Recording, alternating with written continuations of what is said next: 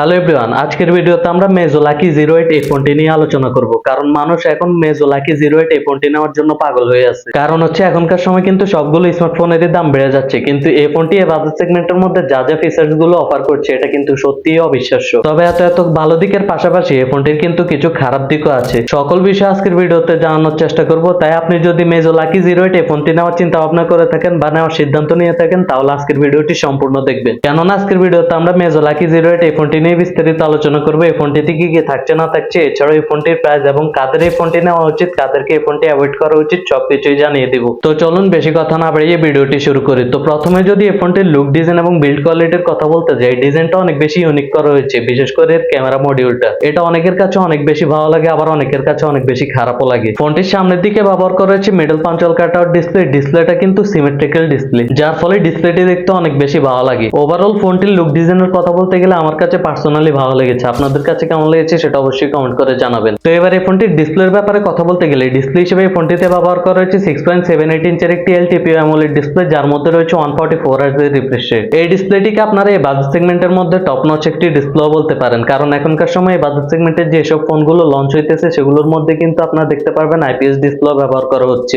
এই ডিসপ্লেটি ভালোই কালারফুল এবং ভাইব্রেন্ট। এছাড়াও 144 হার্জ এর রিফ্রেশ রেট হওয়ার ফলে টাচ রেসপন্সে স্মুথ পাবেন, কন্টেন্ট কনজিউম করেও মজা পাবেন। ডিসপ্লেতে কোনো সমস্যা নেই, সমস্যা কোথায় সেটা সামনে বলতেছি। আগে কথা বলি এই ফোনটির মেইন বিষয়, মানে এই ফোনটির পারফরম্যান্স সেকশন নিয়ে। এই ফোনটিতে প্রসেসর হিসেবে ব্যবহার করা হয়েছে কোয়ালকম স্ন্যাপড্রাগনের 7 Gen 2 চিপসেট, যেটি 4 ন্যানোমিটার আর্কিটেকচার উপর বিল্ড করে তৈরি। আর এখনকার সময় যে ফোনগুলো লঞ্চ হচ্ছে এই বাজেট সেগমেন্টের মধ্যে, সেসব ফোনে কিন্তু আপনারা এসব চিপসেট পাবেনই না। এই চিপসেটটি ব্যবহার করার ফলে ডেইলি ইউসেজের জন্য যেসব কাজবাজগুলো রয়েছে, যেমন ইউটিউব চালানো, ফেসবুক চালানো, সোশ্যাল মিডিয়া ব্রাউজিং করা, এগুলো খুব ইজিলি করতে পারবেন। এছাড়াও যারা কিনা হাই গ্রাফিক্স এর গেমগুলো খেলেন, যেমন PUBG, free fire, call of ডিউটির মতো গেমগুলো, সেগুলো হাই সেটিংসে রান করতে পারবেন, কোনো ধরনের সমস্যাই হবে না। আর অনেক ফোনেই দেখা যায় যে লং টাইম ধরে গেমিং করলে ফোন গরম হয় বা ল্যাগ বা ফ্রেম ড্রপ ইস্যু দেখা যায়। তবে এই ফোনটিতে আপনারা তেমন কোনো সমস্যাই দেখবেন না। এই ফোনটির ব্যাটারি সেটআপের কথা বলতে গেলে, ব্যাটারি হিসেবে এই ফোনটিতে ব্যবহার করা হচ্ছে 6000 mAh এর একটি ম্যাসিভ ব্যাটারি, এবং সাথে বক্সে পেয়ে যাবেন 33 ওয়াটের একটি ফাস্ট চার্জার। 6000 mAh এর ব্যাটারি ব্যবহার করার ফলে আপনি যদি হেভি ইউজ করেন তাহলে 7 থেকে 8 ঘন্টা ইজিলি ব্যাটারি ব্যাকআপ পেয়ে যাবেন, আর যদি নরমাল ইউজ করেন তাহলে 1 থেকে 1.5 দিন ইজিলি ব্যাটারি ব্যাকআপ পেয়ে যাবেন। তো এবার আসি এই ফোনটির সমস্যার দিকে। তো প্রথমেই কথা বলি এই ফোনটির ক্যামেরা সেটআপটা নিয়ে। এই ফোনটিতে মেইন ক্যামেরা হিসেবে ব্যবহার করা হয়েছে 108 মেগাপিক্সেলের একটি প্রাইমারি লেন্স, এবং সামনের দিকে ব্যবহার করা হয়েছে 8 মেগাপিক্সেলের একটি সেলফি ক্যামেরা। তো মেইন ক্যামেরাটা মোটামুটি ভালোই কোয়ালিটির ছবি দেয়, তবে এখানে কিন্তু আপনাদের একটা সমস্যা হবে। আপনি যদি 10টা ছবি তোলেন, এখান থেকে কিন্তু 3-4টা খারাপ হবে। খারাপ হবে বলতে আপনার এখানে এক্সপোজারটা বাড়িয়ে দেয়, ব্রাইটনেস বাড়িয়ে দেয়, অনেক ধরনের সমস্যা করে। তবে এখানে যে আপনারা 10টার থেকে 5-6টা ভালো ছবি পাবেন, সেগুলো কিন্তু একদমই ভালো হবে। এটা হচ্ছে একটা সমস্যা যে 10টার মধ্যে 3-4টা আপনারা খারাপ ছবি পাবেন। তবে আরেকটা ভালো দিক হচ্ছে এই ফোনটির মেইন ক্যামেরা দিয়ে আপনারা সর্বোচ্চ ভিডিও রেকর্ড করতে পারবেন 4K 30 fps এ। তো এই ফোনটির আরেকটি খারাপ দিক হচ্ছে এই ফোনটির অ্যান্ড্রয়েড, মানে এই ফোনটি এখন রান করতেছে অ্যান্ড্রয়েড 14, আর এরপরে এই ফোনটির মধ্যে কোনো অ্যান্ড্রয়েড আপডেটই আসবে না। কারণ হচ্ছে এই ব্র্যান্ডটা অনেক আগের একটি ব্র্যান্ড, এবং এখন তাদের কাজ বন্ধ আছে, যার ফলে সামনে কোনো এর অ্যান্ড্রয়েড আপডেট পাবেন না। এর কারণে মূলত এই ফোনটির দাম কমে গেছে। তো ফাইনালি এই ফোনটির প্রাইসের কথা বলতে গেলে, এই ফোনটি বর্তমানে আপনারা 25,000 টাকার আশেপাশেই পেয়ে যাবেন। তো এই বাজেট সেগমেন্টের মধ্যে মেজো লাকি 08 এই ফোনটি আপনাদের কাছে কেমন লেগেছে সেটা অবশ্যই কমেন্ট করে জানাবেন। আজকের ভিডিওটি ছিল এই পর্যন্তই। ভিডিওটি ভালো লেগে থাকলে ভিডিওটিতে একটি লাইক করবেন, চ্যানেলটিকে সাবস্ক্রাইব করে আমাদের পাশে থাকবেন। আজকের জন্য এখানে বিদায় নিচ্ছি। সবাই ভালো থাকবেন, সুস্থ থাকবেন। আল্লাহ হাফেজ।